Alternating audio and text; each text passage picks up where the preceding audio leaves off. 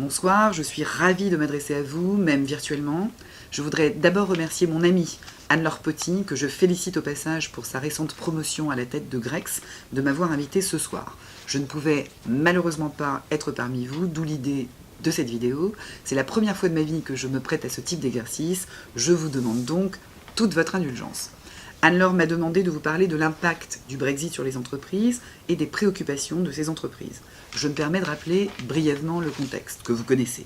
Le vote a eu lieu le 23 juin dernier.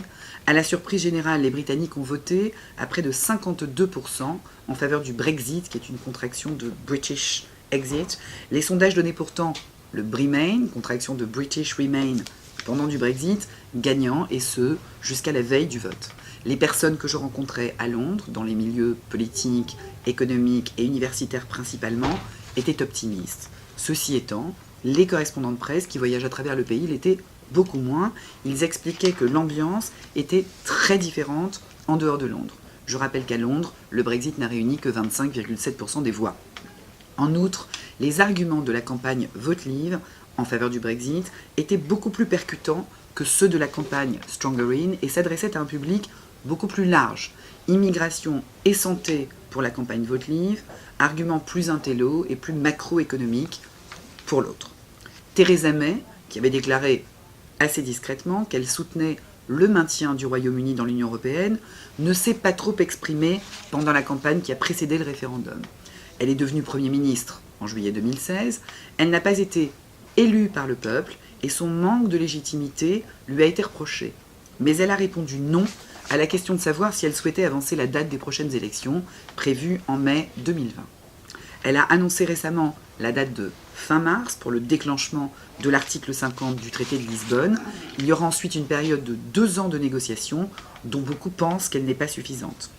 Bien que Theresa May n'aime pas les termes de hard and soft, dur et mou, Brexit, elle a adopté jusqu'à maintenant une attitude plutôt hard, avec notamment l'annonce récente dans la presse, qui a d'ailleurs contribué à une accélération de la dévaluation de la livre sterling.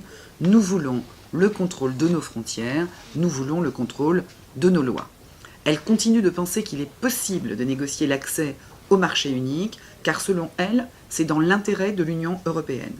Aujourd'hui, 44% des exportations britanniques vont vers l'Union européenne et 53% des importations proviennent de l'Union européenne. Concernant les échanges franco-britanniques, le Royaume-Uni représente le premier excédent commercial de la France, avec un surplus de plus de 12 milliards d'euros. Il semble que les 27 États membres soient plus unis que jamais dans leur positionnement vis-à-vis du Royaume-Uni. Ils ont fait le choix d'une attitude assez ferme. L'Union européenne a notamment posé comme condition à l'accès au marché unique celle de la libre circulation des personnes, ce que ne souhaite pas le Royaume-Uni.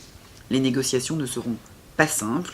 Beaucoup tendent à penser qu'elles vont commencer sur un mode hard, mais que l'aboutissement devrait être plus soft. Le Royaume-Uni se porte plutôt bien. La croissance du PIB au 3e trimestre vient d'être revue à la hausse à 0,6% et les prévisions pour 2016 sont maintenues à 2,2%. En revanche, selon le FMI, la croissance serait au mieux de 1,4% en 2017 contre 2,2% initialement prévu.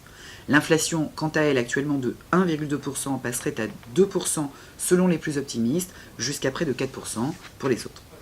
Les économistes, quant à eux, restent prudents. Le Financial Times vient de sonder à nouveau les 120 chefs économistes qu'il avait sondés avant le Brexit. Il y a un an, 3/4 d'entre eux prévoyaient que le Brexit aurait un impact négatif sur l'économie britannique. Aujourd'hui, près de la moitié n'a pas changé d'avis. 40% sont plus pessimistes qu'ils ne l'étaient il y a un an et seulement 10% plus optimistes. La livre est aujourd'hui à 1,14 € et les prévisions sont pessimistes. Selon une enquête réalisée par Reuters auprès de 60 stratégistes taux de change, elle perdrait encore 5% par rapport au dollar une fois l'article 50 déclenché et atteindrait ainsi son plus bas niveau depuis 31 ans. Alors, que se passe-t-il du côté des entreprises ? Nous sommes bien placés pour en parler, car la Chambre compte 620 entreprises membres que je rencontre régulièrement, des grands groupes, des ETI, des PME, mais aussi depuis plus récemment des startups. Certaines entreprises sont très inquiètes, d'autres moins. en fonction, bien entendu, de leur activité au Royaume-Uni. Celles qui exportent vers l'Union européenne ont bénéficié de la dévaluation de la livre. Les secteurs du retail et du tourisme également, qui ont vu leurs chiffres s'envoler l'été dernier. Ça a été plus difficile pour celles qui importent depuis l'Union européenne, car leurs coûts ont augmenté de plus de 20%. Enfin, celles qui s'adressent uniquement au marché local disent ne pas avoir vu d'effet à ce jour. La plupart de celles que j'ai interviewées adoptent une attitude carpe diem, ou wait and see, comme on dit ici. D'autres se tournent vers les consultants qui ont tous mis en place des équipes Brexit pour répondre aux questions et aux inquiétudes des entreprises, auxquelles ils recommandent de prévoir le worst case scenario, soit celui de l'OMC. De nombreux grands groupes, quant à eux, ont également nommé des monsieur ou madame Brexit au sein de leurs équipes, afin de se tenir informés des évolutions d'une part, et de pouvoir intervenir auprès des ministères d'autre part. La Chambre, quant à elle, lancera le mois prochain un groupe de travail sur le Brexit. Il sera coprésidé par Monsieur Brexit de PwC et probablement Madame Brexit de DF Energy. Vous pourrez accéder au compte-rendu de ces travaux sur notre site internet, où vous trouverez également la rubrique Brexit de notre magazine Info qui paraît tous les 2 mois, et notre Brexit Hub Page qui compile une sélection des meilleurs rapports, études et articles écrits sur le sujet. Pour terminer, un mot sur les chevaux de bataille de l'équivalent du MEDEF ici, appelé le CBI, qui est particulièrement actif. Il vient d'adresser, il y a 1 mois, un rapport au gouvernement britannique intitulé « Making a Success of Brexit ». Parmi les points soulevés figure l'importance du maintien de l'accès au marché unique ou la mise en place d'un accord préférentiel avec l'Union européenne de manière à préserver la compétitivité et les échanges entre le Royaume-Uni et l'Union européenne. L'environnement réglementaire, le CBI insiste sur le fait que les entreprises ont besoin de clarté réglementaire, de stabilité, et qu'une harmonisation des réglementations et des standards européens et britanniques est absolument nécessaire pour protéger les échanges commerciaux. L'immigration reste un sujet très important. Le CBI propose la réciprocité de traitement pour les 3 millions de ressortissants européens vivant au Royaume-Uni et les 1,2 million de Britanniques vivant dans l'Union européenne. Il insiste pour que la nouvelle politique d'immigration qui sera mise en place reste simple, flexible et ouverte pour permettre aux entreprises de continuer à recruter des talents et de la main-d'œuvre en provenance de l'Union européenne. Enfin, le gouvernement devra tenir compte du temps nécessaire à l'implémentation des nouvelles réglementations au sein des entreprises. Il ne reste qu'à espérer que le gouvernement soit à l'écoute des entreprises.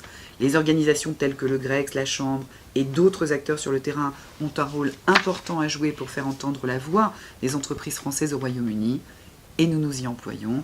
Je vous remercie pour votre attention et je vous souhaite une excellente soirée.